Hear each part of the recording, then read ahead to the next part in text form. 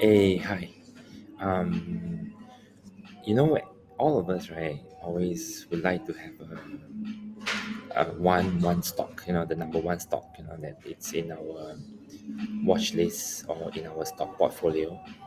And whenever we look for some very safe company to invest into, we will always look for something called the FANG.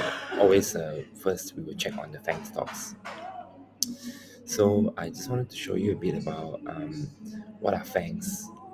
FANGs actually consist of Facebook, Apple, Amazon, Netflix, and Google. Okay, the episode today is comparing Facebook and Google.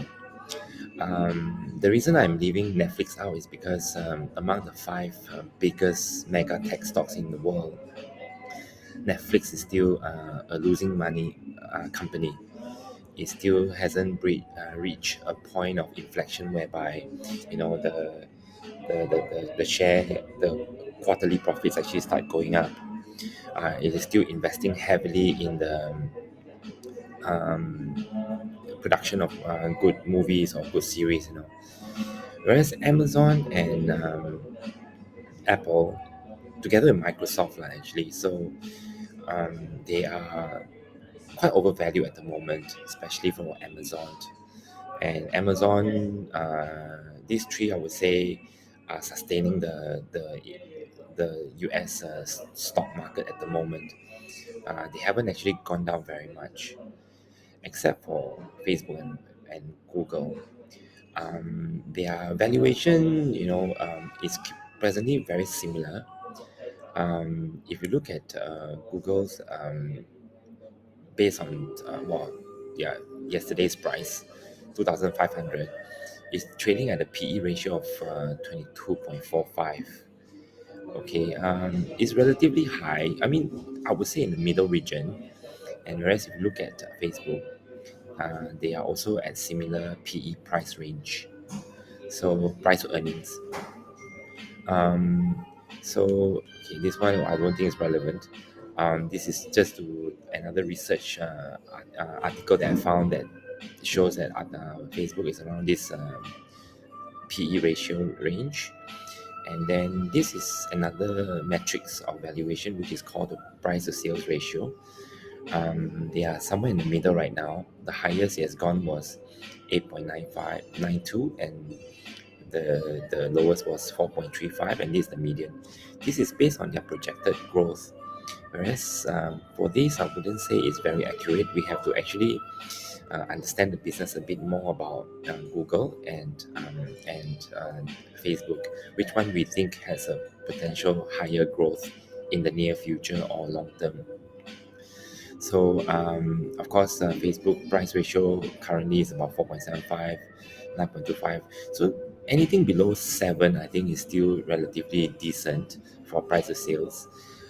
From my point of view, is of course, I like Facebook a lot. It's kind of like a passion buy for me. But if you look at the potential the S curve growth for these two, and both are actually at very low valuation right now. Um, so I would still, I think I'll pick Google. So price to sales ratio is how much the market values every dollar of the company's sale. The ratio can be effective in valuing growth stocks that have yet to turn profit. But whereas for Google and Apple, Google and Facebook has a yearly quarterly revenue of 30 over billion just on ad advertising. So it's about 120 lah. But then they are investing around 10 billion each year in the metaverse, so their profits will be reduced a little bit because they have this capital expenditure to expand this new segment of their business. So, and then Facebook, of course, Google, the ad advertising, they have YouTube, and I think YouTube is actually growing leaps and bounds. Um, the 8.63. Just take note, yeah, for fiscal year, Alphabet's revenue is 257. This is actually a lot higher than Facebook. Facebook is about 30 billion per year, it's about 120, so this is double. and then total Google advertising from search, Google search, as well as YouTube advertising and keyword search and all that, contributed to their revenue. Of course, Google has a lot more other business as well. What YouTube ad revenue means, YouTube review its ad revenue for the first time. They actually break it up into different segments. So YouTube has its own segment on to show its ad revenue, made 20 billion in a year alone. So it's about 7 million, up for 47% from 2020 and 90% from 2019. But this revenue growth is only 3% of the Google total revenue. So there's still a lot of growth. It's still at the beginning of the S curve. So I just want to show you what's the meaning of an S curve. Okay, S curve means that an S curve describes a curve with an S shape that starts close to zero and grow gradually until it reaches a relatively sudden increase, then level off or decrease. So of course, it's like exponential growth. So of course, we as business analysts, right, we will try to always look for business that has a great amount of S curve. I just show you what an S curve means. See, like this. So we are trying to look for businesses that's always around this region.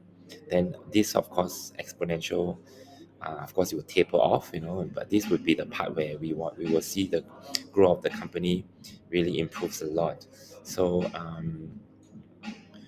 and then I just want to share with you as well, Google Pay and Apple Pay. You see why Apple is doing so well is because they have the Apple Pay and Apple apps.